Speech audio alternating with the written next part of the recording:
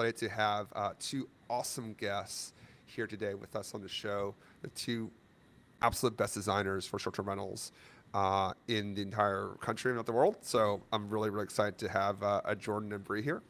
Before I introduce them, if this is your first time listening to the show, STR at the Best, we're here to help short-term rental investors, real estate investors broadly, better invest your time and money.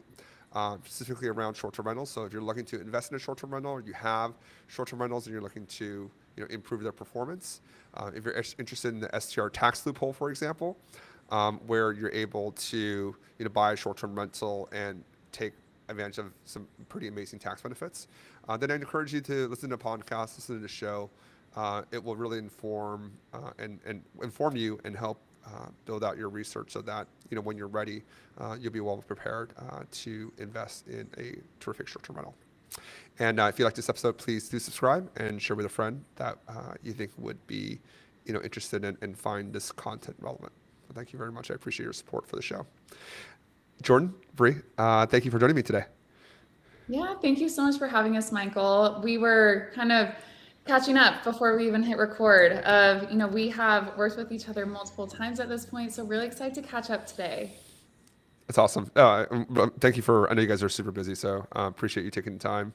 And Bree, and with a new child very recently too, so I very, very much appreciate your time. But maybe I'll give you the opportunity, Jordan, maybe I'll start with you since you're next to me here in the on the screen here. Maybe just quickly introduce yourself, that'd be great. Yeah, for sure. My name is Jordan McDonough. I am a co-founder and owner of Summerled Designs. We have Bree on the line with us as well, and she can speak more to what Summerled is. But I am essentially the design portion of Summerled. So we kind of break up Summerled into what strategy and design, and that truly is embodied in both Bree and myself. So I'm Jordan. I am the design side of Summerled. Hi, Awesome. and I'm Bree. I come from a marketing background, and I'm also a short-term rental investor myself. Like Michael mentioned, I'm a mom too. That's my favorite title. I have 3 kids, but throughout all that craziness, I started in the marketing industry, and I loved just honing in on a target audience. How can you take any brand, doesn't matter what industry you're in, and elevate it to perform and attract a certain audience? So when my husband and I got into short-term rentals about 5 years ago, I took those strategies and applied them to my properties. I said, you know what, and the landscape at that time, which we're going to talk about how things have changed, but 5 years ago, there wasn't a lot of competition. So I saw it as an opportunity to go in and dominate the competition by having a clear marketing strategy. But I don't have a design background. Like Jordan said, she is the design side of Summerled. I come in with the strategic side. I look at data, I come up with a plan, and then it's handed over to design. But that's why Summerled works so well, because we are a short-term rental specific design firm. Every decision is made up front, and it's based on research, and it's all looking to the investment success and maximizing revenue. Design comes at the later end, and the design is always pointing back to what the research is telling us. Yeah, no, that's a great introduction to I think why Summerled is one of the largest, if not the largest, short-term rental focused design firm in the country. Kudos to you guys and your other your team and your partners on being able to deliver such value to your clients. I myself as one of them. What I we'll hit on the show. What I like is what we really focus on with our own investments and with how we advise our clients through the STR Like the Best mentorship program is what is the actual revenue potential of the property, right? So there's underlying potential of the property of what you buy, the location, the physical attributes of that. But then there's the next step, right, which is really design, the amenitization. Like, who are you targeting, and how do you attract them? How do you have them click on your listing and book with you, and provide them a great stay so that they will give you a good review and invite their friends back? Like, that's really the whole goal of the business. And design is such a big part of it. And I think your emphasis on ROI on the design investment that clients make is absolutely critical. So I want to structure the show a little bit where we talk about just why is design important, and I have some anecdotes that I'll share And then want to talk about what's working now in 2026, Feb 2026, when we're recording this, what's no longer really working as effectively, right? Like Bree, to your point, you guys launched like 5+ years ago. I'm gonna guess like certain things like 5 years ago probably aren't as effective now. They've just kind of been saturated, or they're just no longer as relevant. So let's talk about that. And then I think we'll talk a little bit about just where do you guys see the industry going broadly. I think Bria, as an investor on your side, and you guys kind of see, you guys have a different lens on the broader industry. So I would love to get your take on that. How's that sound? Yeah, those are Okay. great questions, Michael. So like, Perfect. I'm so excited to cover all of those. I'll start with the first one. That's why is design important? I'm going to reference a lot of my properties because I'm growing my portfolio. We now have over 35 properties that we own and manage. And I probably lean on design more than anybody. I encourage, that's what we are. When people speak with us first, they get on a consultation call and we talk about why design is important. We don't tell people that you should just design to look pretty. That's not the idea here. Design is a revenue driver. And I'm going to tell you why we have seen, and with all of these, with my own properties and what I have seen, and then with all our clients as well, why design is so important. So I'll tell you a little story on my first investment property that was truly a vacation rental. We did some short-term rentals. I'm local to Utah. We did some short-term rentals here, but they weren't vacation focused. So it was kind of a different game. Our first property that was vacation rental focused was in Scottsdale, Arizona. So that one I was really excited about because I knew it was a vibe. I knew people were going to be coming here for vacation purposes. So I have my marketing background, and the principles of marketing completely apply to short-term rentals because short-term rental is a business. And that's one thing that I would encourage anyone to do is treat it like a business. And in business, you need a good marketing plan. So I'm going to Absolutely. why design is that plan. But in my story, even though I had all these principles, I was scared because furnishing a full property costs a lot of money. And then amenitizing the property on top of it costs so much money to add in a pickleball court, a hot tub, a sauna. There's some quick wins that aren't as expensive for amenities, but most of them are heavy, dollar amounts. And so I knew the principles, but I was scared because it was my own money. And that's like a lot of people experience that. And so I had to rely so much on data and research to make myself feel good about this. So Yeah. I took a lot of time and I looked at my competition. I looked at why people are traveling to the area, what type of target audiences are, coming, and who can I really attract, and what could I see in terms of returns. And this was 5 years ago. So this was just post-COVID. Yeah. And there wasn't a lot of competition. There were some great properties, but not like we're seeing today. Yeah. And So with if I can pause you there, actually. Yeah. So there, like, as you're kind of going through that, like you're going through, Scottsdale is not a cheap market. So you bought a great property, you have a excellent experience. You know, as you kind of went through, drawing for your marketing background, and I don't know if you were working with Jordan at the time on that property as well, but, there is a fear, like I think you highlight that. So I just want to hit on that point. There's that fear. There's a huge fear generally folks have a big fear about, they just spent, $1 million on a property and you're asking them to put another $300,000 down to elevate it to get to, its maximum potential. I think you're going to hit on this, but I just want to kind of like set the stage a little bit. How do you think about the design and the data together that helps you inform that choice, right? And I think that maybe that was the point that you're trying to drive towards, but maybe just unpack that a little bit for us, like, and why is that? And I think that's actually one of the key reasons why, that we went with you guys for one of our properties was, the data part was actually like, it was like really helpful. It's like, okay, now we understand like what there are different angles that you guys were looking at. That was like, oh, okay, that makes sense. And to be fair, like there were 3 or 4 other properties that we looked together where we decided not to move forward because like we just couldn't see the data made sense. We couldn't pencil the ROI. But getting back to your first property, maybe just about that design and data side, like what's the right way for folks to think about that, to give themselves that comfort and relieve that fear? Yeah.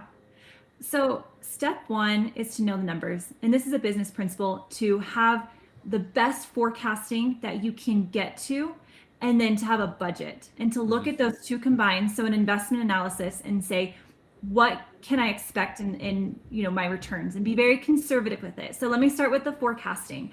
So what we do is we look at the competition in the area and we put them into buckets. So we look at average properties and we're pulling comps that are similar. So if it's a 4-bedroom, 4-bath, we're going to look at 4-bedroom, 4-bath. We're going to look at similar areas. We're not going to compare a beachfront property to one that's more inland. We're going to look at good comps, and we're going to say, okay, what's the average scenario? What's a below average scenario? What's a 75th percentile, so like a above average scenario? What's a top 1%, crazy stretch scenario? We're not going to rely on the stretch scenario. We're going to rely on something more conservative, like a 75th percentile. And we're going to look at and just study those properties and say, what are some reasons that, they're in these buckets? A lot of times amenities are like the low hanging fruit. So people, in certain markets, there are amenities that you have to have, some mountain markets, you have to have a hot tub. In Scottsdale, you have to have a pool. So anything that's below average, we'll notice, oh, it didn't have a pool. Okay, that's, this is when I'm looking to buy a property. If some of those things like a pool have to come with it, then that is going to rule out make some of those decisions for me. Yeah. But when I'm looking at the 75th percentile, so then I'm going to notice all the trends. I'm writing everything down. And SummerLed does this. So we will look and we will take notes of the competition. Then we're going to have another list of how can we exceed the competition? How can we stand out? So we don't need to totally reinvent the wheel, but we definitely need differentiators, especially in saturated markets. So we're going to look to the target audience, and that's a whole nother strategy. We can get into that a bit later, but for the purpose of looking at the forecasting, let's say we have our target audience and we're going to write out, okay, what amenities are going to attract them?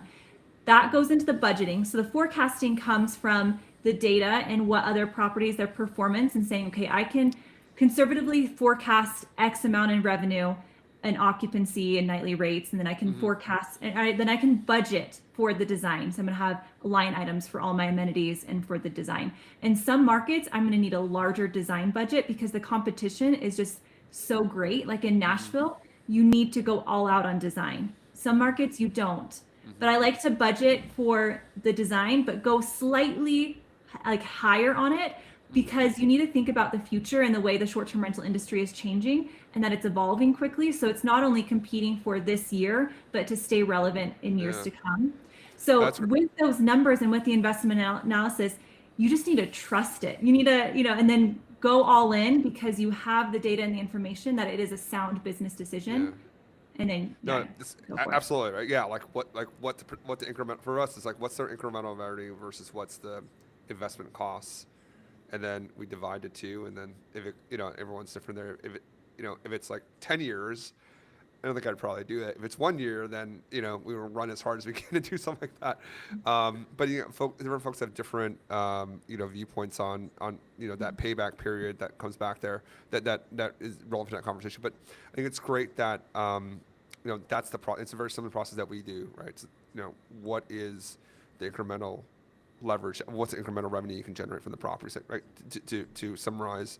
But I want to talk a little bit about design. So like now that we have, like I said, we lay out the comps, what they can produce, what we need to do to get there. So Jordan, this is where you come in, right? Like, okay, so now all right, now here's $100,000. What do we do? Yeah, no, that's exactly it. So once we have all of that information, then that's when design comes in. And so based off of that market research, we're still looking at all the comps as well. And we're seeing, okay, what is working in this area? Like Bree mentioned, we don't want to reinvent the wheel, but we really want to look to, okay, where is this property located and how can we pull inspiration from the local atmosphere? Because guests are going to be choosing that location before they your short-term rental. And so we really are leaning on, okay, why are people traveling here? And then we understand, who are these people? Is it going to be a group of friends that we're targeting? Is it going to be a multi-generational family? Is it going to be girl groups? Is it going to be guys? And we really understand and put ourselves in those people's shoes. And then we essentially design for them. It's not for my personal preference. It's not for your personal preference. It is for those individuals that are going to be booking at the highest rate possible. And so we really have to understand who these people are and even give them a design with amenities and, this overall experience that they might not even know that they are looking for yet. But we need to create a design that is going to, jump off the page at them and get them to book. And Yeah. so in order to do that, we are looking to that data, we are looking to that local inspiration and who these individuals are. And then that is really going to help us make the best decisions for this investment, for the overall design style, the color palette, the different furniture selections. All of that is always going to be tied back to that market research. And Does so, every property need like a wow? Like I think you brought the point, like to get people to click on. Does every property need a wow? Like, does everyone's like, do you need that hero shot? Like, and if your property doesn't have that wow, like, can we design a wow? yeah, definitely. I would say that every property needs to have a great hero shot. So obviously, like it's going to look very different in Scottsdale versus maybe a more localized market. And so the design direction is going to be very, very different. We're probably not going to be doing, large amenities in different markets. It really is so dependent, and that's why we do so much market research. But I will say, those first few photos on your listing are so, so, so important. So there are a few ways in which you can really grab the attention of the ideal guest. And, design is one of them, amenities, but even just like the photos themselves, we need to make sure that they're professional photos, that they're Yeah. curated, that they're edited. We want to still grab the attention, even if you're not in like this big flashy market, the photos still will tell a story and attract the right kind of booker. I, I think all of us are collectively. You can be shocked at sometimes like a beautiful property, and like they've done everything right, but the photos are bad. It's You're like leaving so much money on the table there, right? I mean, it's like, oh, come on, just go like the last final step, get a good photographer. yeah. If there's folks, if there's one thing to not cheap out on, I'm obviously like design. Like I think you got to make the right investment. But like if you're gonna do design, if you're gonna buy a short-term rental, like please do not cheap out on the photos. Like because like fundamentally we're selling photo, like you're selling a photo here in the beginning. Like you can Exactly. scroll down Airbnb, you're scrolling like you're not reading the words, right? Like yeah, you're putting in like where you want to stay and the dates, but like you're looking at the photos. So um, if it's extra $1,000 to get a really good photographer, or like even if you need to reshoot it, like we've reshot before too. We're like, this isn't really what we're trying to like. This didn't really count. Like we didn't spend $500,000 on the property on design, or we didn't spend like $300,000 on design for it to come out like this. Like we know it can look better, so let's just do it again. But yeah, no, I think that's one of if you spend the money on design, like definitely make sure the photos come out. So look, you guys, Bree, Jordan, you guys have working with hundreds of clients every single year. So I'm curious, as you see kind of like these trends, and you've done this over these last 5 years. Maybe give us like what's one thing, maybe each individual, like what's one thing that like it doesn't have to be design or maybe just from marketing or business, but like what's one thing that's like was working but doesn't work as well today? Jordan, you start. So I think it'll be easier for you, the design side. Yeah. One thing that I think used to work was being a little bit more general with the overall design direction. I even think that very first property that Bree and I designed together, the foundation was so there, but then even like looking back at those early designs, I'm sure there's things that we would be like, oh, we would update this, or maybe even focus in on that target audience a little bit more. In this industry that like riches are in the niches, and so we want to make sure that like we are targeting even further. And so understanding that target audience even better, and understanding, okay, what are their goals here at this property? What amenities are they really needing and wanting? And then even just thinking like that step further of what are they not even looking for, but that we know they would benefit from. And so I think just like where the design is really going to flourish is in that preliminary research and understanding, what the full potential of this property truly is. And so I think just designing for everyone is a miss. We want to be designing specifically as much as possible. All right, riches and okay, no more no general designs. We're gonna niche down, and they're rich because they're riches and niches. Okay, got it. I think that's a great one. Bree, do you have one for us? Something from maybe out of your bag. What hasn't been working that's or what was working that's like not super great right now? Yeah, I'm going to piggyback off Jordan. Mine is, I'm going to tell you what is working that is new, that no one really was doing 5 years ago. And that's branding your property and making it a full theme and experience and treating it like this business. I think what was working and isn't working now is relying on Airbnb and being like, Airbnb will sell my property and I'm just going to go list it. So kind of to what Jordan was saying, like that generalization, I'm just going to put furniture in here, I'm using the platform, and I'm just going to let it run. It doesn't work. You've got to have a business strategy, a marketing strategy. So we offer branding, and we encourage, everyone to do it, especially in saturated markets, so that you are set up for success, that you have like an icon is what we're looking for. Create like an icon property and something that is so experiential that meets people's expectations, but just really even exceeds it. Like Jordan was saying earlier, like they don't know that they're looking for this property, but it fits the vibe and reason that they're traveling. And that's really key, is like honing in on the experience. People travel to different locations and they want to get different things out of like their travels, which is really fun for us because it could be the same group that goes to Scottsdale, that goes to the Poconos, and they want different things. They want like a sunny, fun, poolside vibe in Scottsdale, and they want like a cabin vibe in the Poconos. Yeah. So like give them those experiences and brand the property so that it's very clear like what they're going to get and feel at the property. And people just didn't do that before. Yeah, agreed, right? Like back in the day, you just really anything worked. It was like kind of IKEA out of the box work, right? You just go to IKEA and you just pick out whatever was there, whatever fit within their room. Like it worked. That was 2020, 2021. That COVID demand, and like it's just really different now. And for us, we really advise our clients that like where you want to target is that top 10-15% of the market. And that's what we really kind of shoot for.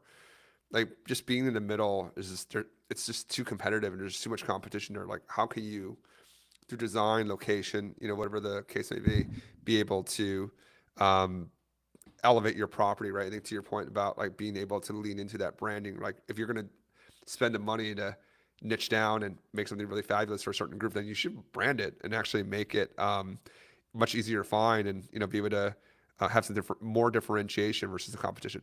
Which makes me remember there was an episode we did back maybe 6 months to a year ago with Will Kennard. Folks can find it on the podcast.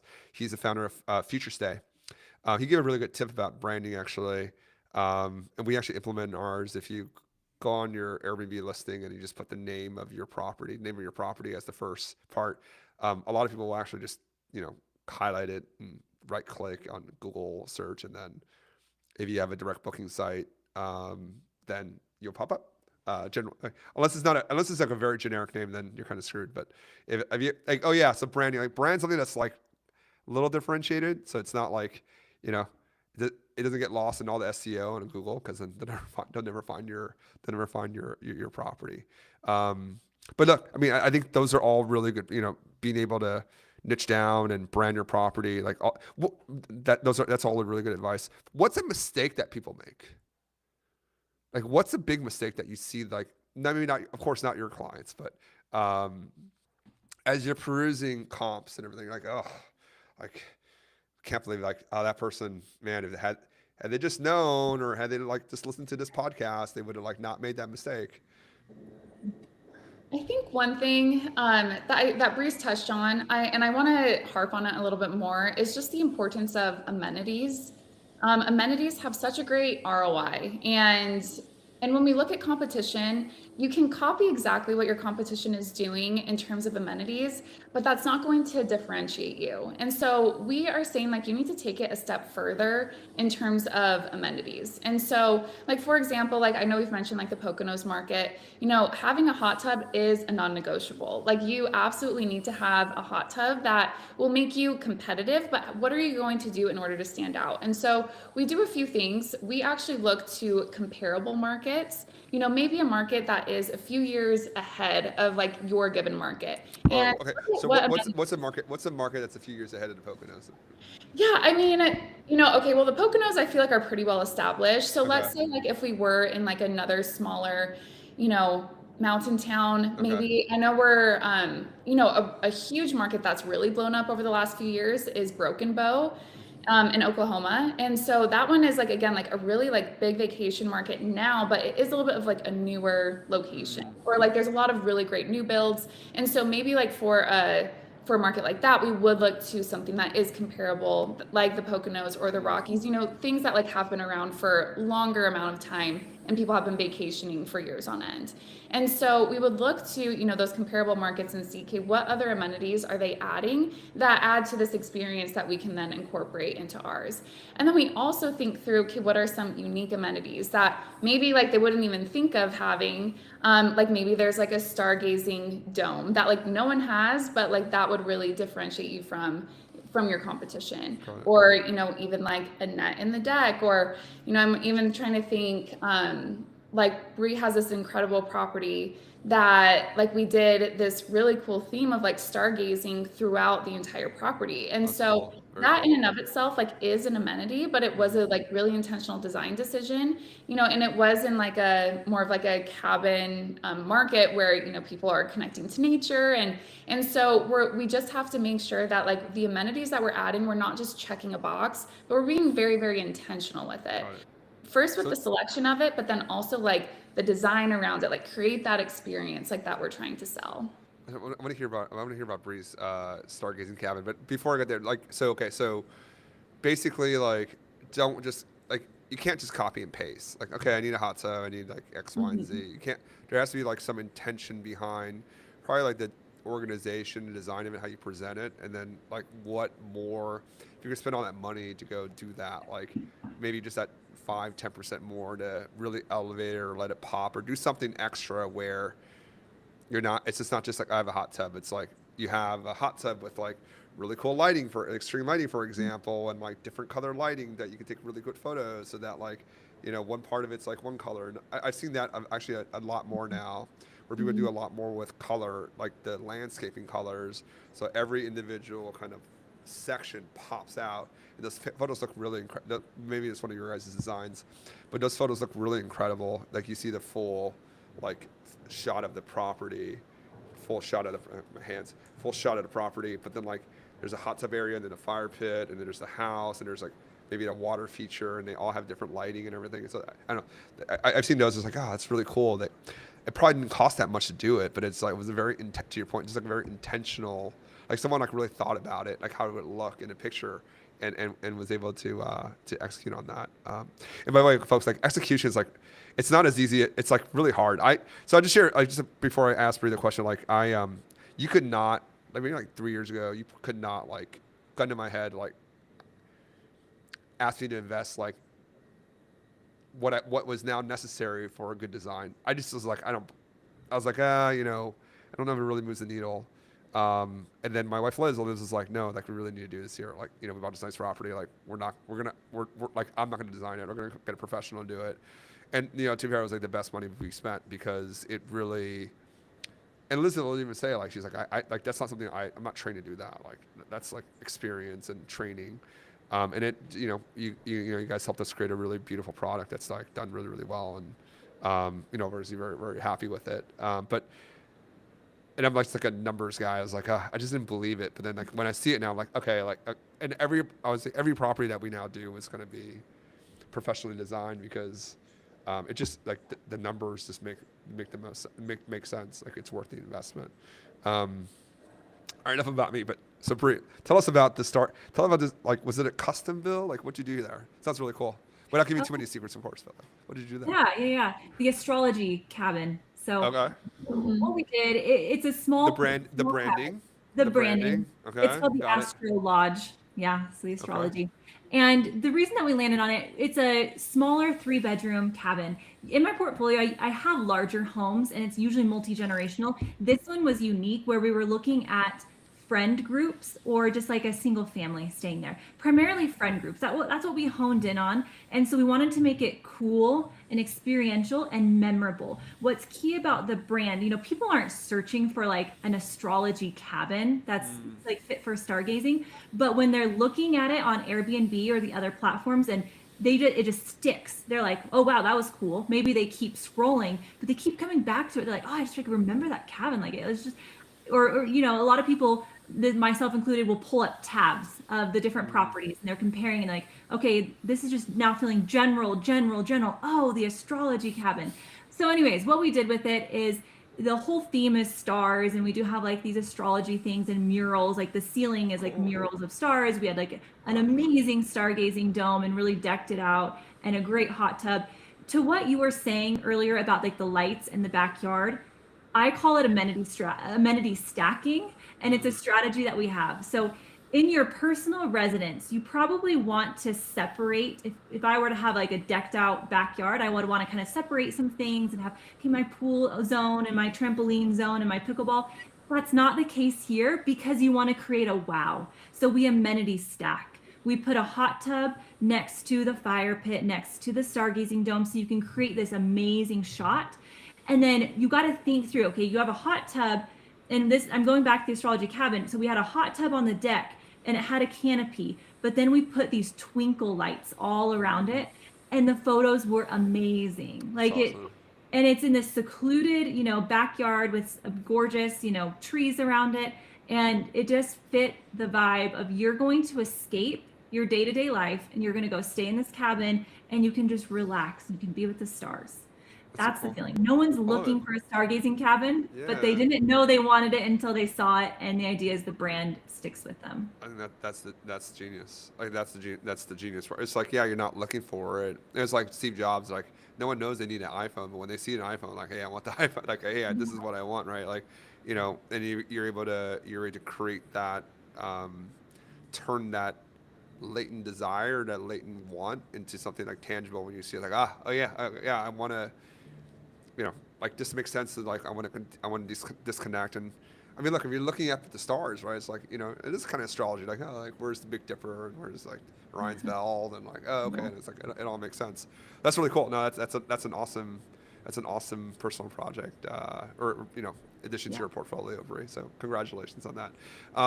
As we kind of wind down the conversation, I want to just ask you guys, and whoever would like to take the question would be great.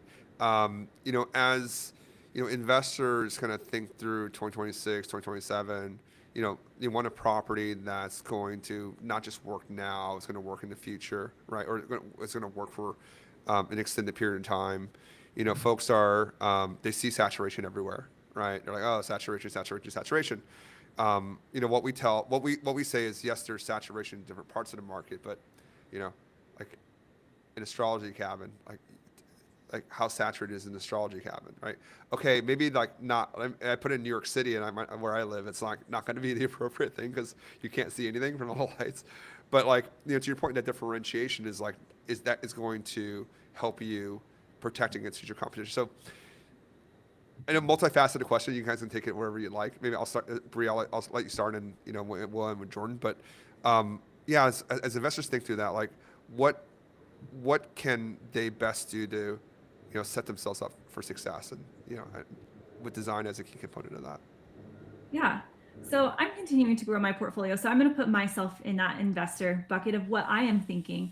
So short-term rentals have entered their professional era, and Okay. I'm excited about it because I have mini businesses in all of my properties, and that's how I think about it. And every business needs to have a strategy. I don't just jump in and say, okay, I'm just going to start buying furniture and piecemealing it together and it's going to work. You have to have a business model, which is your investment analysis. Then you have to have a marketing plan, which is your design and where we come in. And then you've got to get it set up and as fast as possible. And you've got to have revenue management. And there's so many layers to it, but I love it because it's very active. And I will say, expect now in this professional era that you are going to be active in this. And sometimes you're going to have to reinvest, and that's okay. You're going to have to do another photo shoot. You may have to reinvest into a new amenity. You may have to reinvest into design, but that's not news to any business owner. You're always Exactly. reinvesting. So I would say investors now look for the properties that are unique. And then if ideally you have a unique property paired with this really unique design and brand, and that's like money.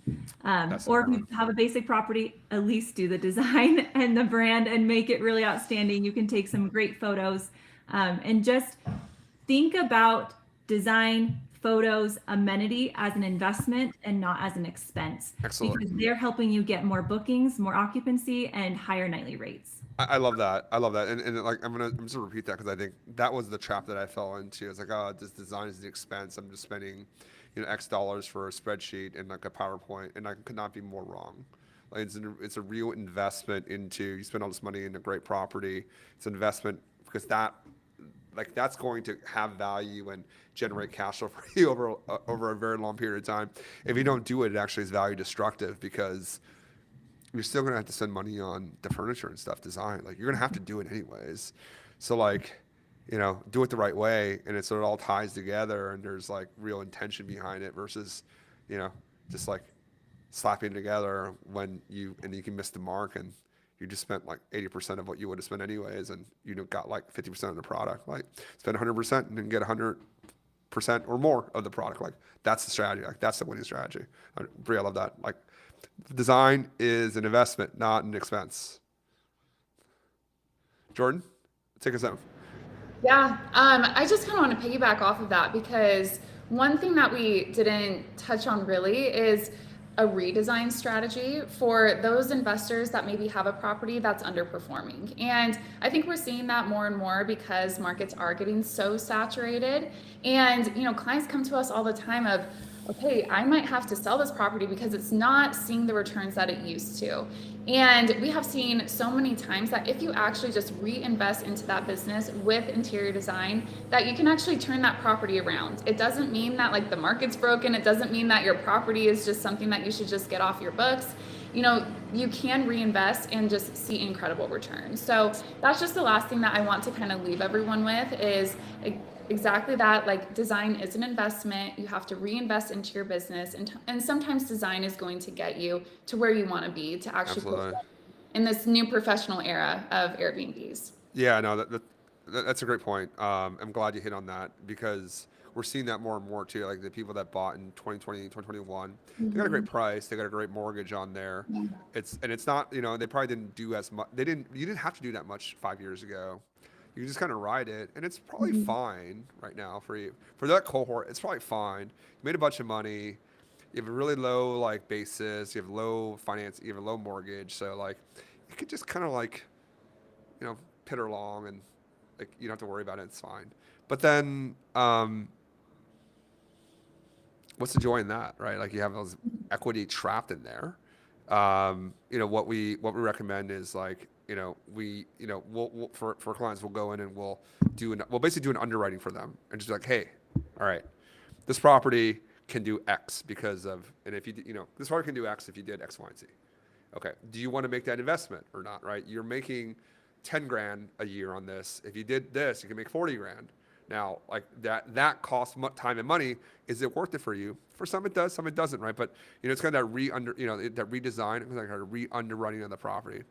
And for some it doesn't make sense. Like, look, hey, look, you did great, you got a great deal. This isn't going to pencil anymore.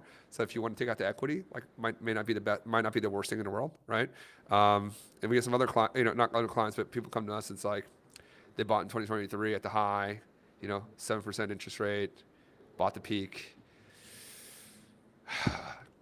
It's going to be, it's not it's a tough conversation. It's like, it's not an easy road ahead, but if you intend on holding on to it, like, you still like, just see what it can do. And, if you're going to hold it for the long term, especially with bonus depreciation, like, you really want to make sure that property at least can pay for itself. Like, the last thing you want is money out the door. And then, Brie, actually, on your point too, like, that this is a professional era, it's perfect. Like, for folks that are interested in an STR taxable pool, you have to hit your material participation hours, right? So you have to do at least 100 hours, you and your spouse, and no one else can do more than you, right? So how are you gonna do 100 hours? To be fair, like, just answering the phone every 2 days or answering some messages, really, really hard to get the 100 hours documented. Like, what is a really easy way to move the needle is like to invest in design. If your property needs it, invest in design, right? Reposition that property, build the systems, right? So they can actually become the property that it can be.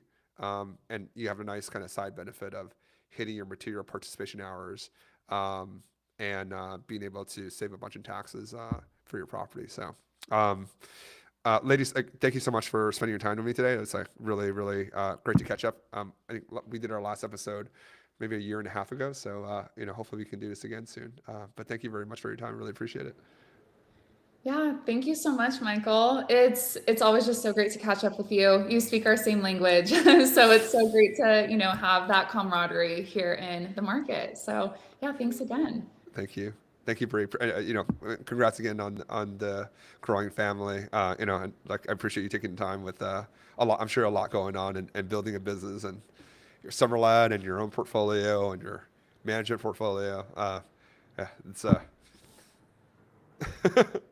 you're on mute, by the way. You're on mute.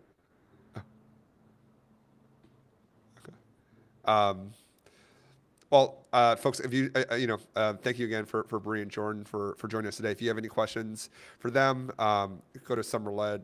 If you search SummerLed on Instagram, they're a great page, and you can go and check out their designs and set up a consultation with their company and see if it's the right fit for you. I'll drop into show notes.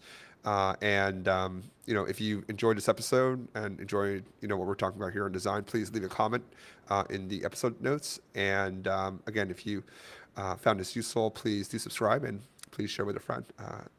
Jordan, Bree, and I would appreciate other folks listening in and finding this helpful. So, folks, thank you very much and have a great day.